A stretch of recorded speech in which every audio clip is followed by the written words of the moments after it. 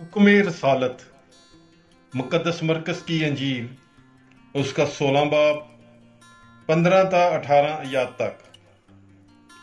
और उसने उनसे कहा कि तुम तमाम दुनिया में जाकर सारी खलकत के सामने अंजील की मनादी करो।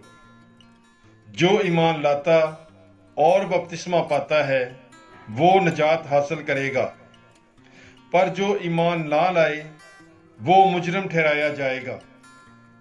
और जो ईमान लाएंगे उनके साथ ये निशान होंगे, वो मेरे नाम से बदरूहों को निकाल देंगे, वो नई ज़बानें बोलेंगे, वो सांपों को उठा लेंगे, और अगर कोई मोहलक शय पिएंगे तो ये उनके लिए ज़रर रसा ना होगी।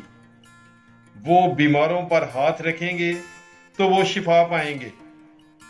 पाक कलाम के पढ़े और सुने जाने पर खुदावंद की बरकत हो, खुदा का शुक्र हो। God bless you. Bible is life.